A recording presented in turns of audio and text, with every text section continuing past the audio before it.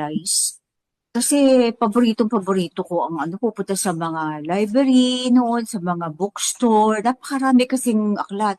Parang gusto mo tapos yung mga catchy pa yung mga title, gusto mong malaman yung curiosity. Iyon pala ang kaalaman. Pero isa lang, ang aklat na nagbibigay ng karunungan o wisdom. Ayun ay ang Torah. Sa millions of books sa buong mundo na nalimbag na. Pero ano ang sabi ng karunungan ang yung sa puno ng kaalaman, ang mga tao dun nangunguha, namimitas sa puno ng kaalaman ng mabuti at masama. Pero ang puno ng buhay o yung wisdom o karunungan ay kanilang ini-ignore. Pakaraming aklat, tapos ngayon e-books na, di ba? Lahat yun at sa fingertips mo, makukuha mo na yun. Pero yung mula sa puno ng kaalaman ng wisdom, hindi na nabubuklat. Mabuklatin man nila yon, pero bumabagsak sa aklat na ginawa ni Pablo. No? At saka, alalahanin natin mga kapatid, yung pinoportray nila na yung mga devil, mga satan, mga nakakatakot, yung talagang pumapatay, mga gory, ganyan. Kasi may pinapanood ako kagabi. No, hindi, ano lang yun sa ano lang yun, sa pelikula yun, sa Hollywood, talaga horror. Ang tunay na na evil ay minsan nga yung pa yung malulumanay magsalita, yung maayos ang itsura, pero hindi nila ina-acknowledge ang alahayam.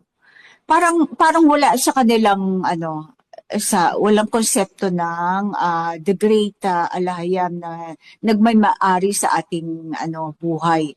Gusto lang nila basta you're free to be yourself. Free to do whatever you want, free to eat whatever you crave for. Tapos yung yung mga nasa ng that is Satanism. Sabi ng Satanism, lang yon, sabi lang ganyan, Satan. Pero hindi, sabi ng isang Satanist doon, ang Satanism is yung gusto mong you are free to be yourself. Pero ang mga ang alahayam, bakit niya ginawa ang tao? Hindi para maging liberal o gawin mong gusto mo. Hindi para sumunod sa kanya.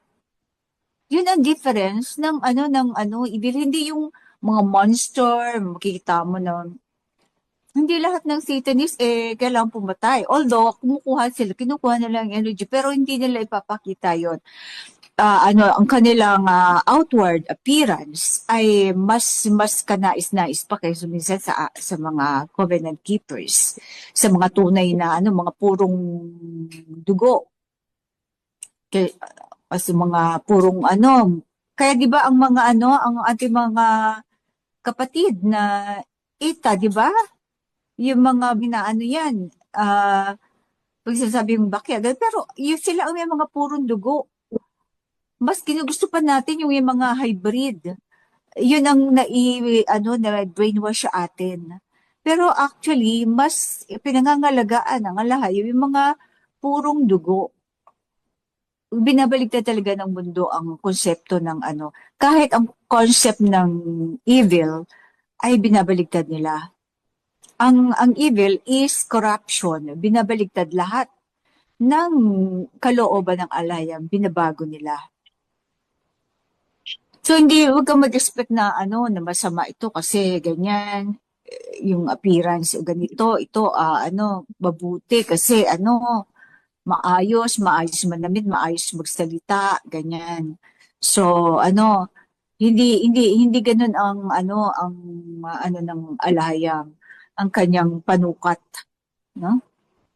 So makikita lang talaga ang righteousness sa pagbabasa sa Torah, sa pagbabasa ng Torah. Kasi hindi mo malalaman ng ang mga nakatao. Kasi alalahanin natin, napakatalino ng kalaban. They're very wise.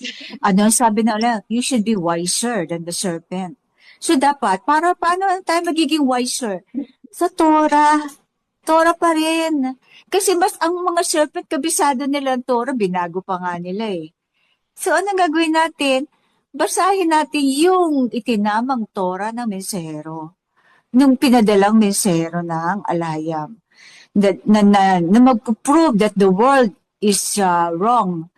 Ano, that will prove the world to be in the wrong about righteousness and ano ba sinabi doon? Pasensya na ha, hindi ako well versed sa ano eh.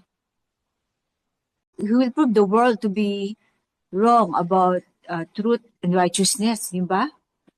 Parang gano'n mga kapatid. Yun ang aking kapareho sa ano, hina ako sa verses. Pero Oo. righteousness can be found in the Torah. Tapos ito yung mga yung mga nakaano sa akin ng nakapukaw eh. Yung ang baluti at kalasag ay ang Torah. Tapos sinabi dinagdagan nyo pa ang ito ang pundasyon. Tama. Ito yung ating templo ngayon sa panahon natin ngayon. Oo. Kasi lahat talaga, pati yung templong pinagawa ng mesero, ay i-hijack ng kalaban.